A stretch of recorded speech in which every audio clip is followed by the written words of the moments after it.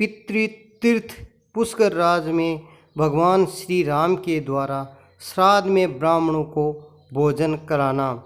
पद्म पुराण के अनुसार प्राचीन काल में भगवान श्री राम ने भगवती सीता लक्ष्मण के साथ चित्रकूट से चल कर के महर्षि अत्रि के आश्रम में पहुँचे। तब उन्होंने मुनि श्रेष्ठ अत्रि से पूछा, हे महामुनि, इसी पृथ्वी पर कौन से पुण्यमय तीर्थ है जहाँ जाकर मनुष्यों को अपने बांधु वियोग का दुख नहीं उठाना पड़ता और वहाँ से श्राद्ध कर्म पितरों की सद्गति हेतु बनाया गया है। भगवान का यह वचन सुन करके आप कृपा करके आप बताइए। मुनि श्रेष्ठ अत्रि बोले, हे वत्स राम, आपने बड़ा ही उत्तम प्रकार का प्रश्न पूछा है। मेरे पिता ब्रह्मा जी के द्वारा निर्मित एक उत्तम तीर्थ है जो पुष्कर के नाम से विख्यात है।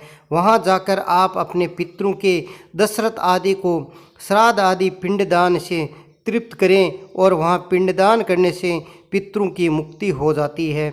वह बात सुनकर के राम जी बड़े प्रसन्न हुए और उन्होंने पुष्कर के जाने का मन बनाया।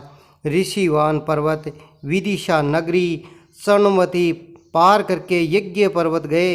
वहाँ से मध्य में पुष्कर गए और वहाँ स्नान करके उन्होंने देवताओं तथा पितरों का तर्पण किया। उसी समय मुनि श्रेष्ठ मार्कंडेय जी वहाँ अपने शिष्यों के साथ वहाँ आ गए।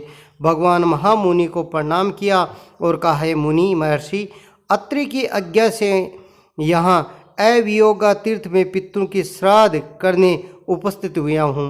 मार्कंडेय मुनि ने कहा, रघुनंदन, आप बड़ा ही पुण्य कार्य करने जा रहे हैं। आप यहाँ राजा दशरथ के श्राद्ध कीजिए, हम सभी विप्रगण श्राद्ध में उपस्थित रहेंगे। श्री रघुनाथ जी ने ऐसा कहकर वे सभी ऋषि स्नान करने के लिए चले गए।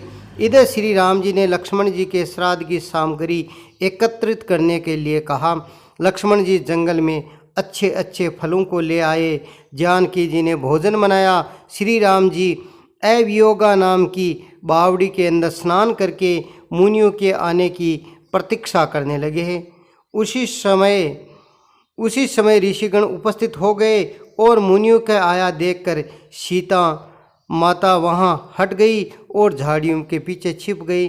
श्री राम जी ने विधि पूर्वक श्राद्ध को ब्राह्मणों का भोजन कराने लगे। श्राद्ध की प्रक्रिया पूर्ण करके ब्राह्मणों को विसर्जन के अंतर श्री राम जी ने देवी सीता से कहा, हे प्रिय, वहाँ आइए, मुनियों को देखकर तुम छिप क्यों गई? सीता जी बोली, हे नाथ, मैंने जो आश्चर्य देखा उसे बताती हूँ, सुनिए। आपके द्वारा नाम गोत्र का उच्चारण होते ही स्वर्गीय महाराज यहाँ आकर उपस्थित हो गए और उनके साथ उनके समान रूप रेखा वाले दो पुरुष आए।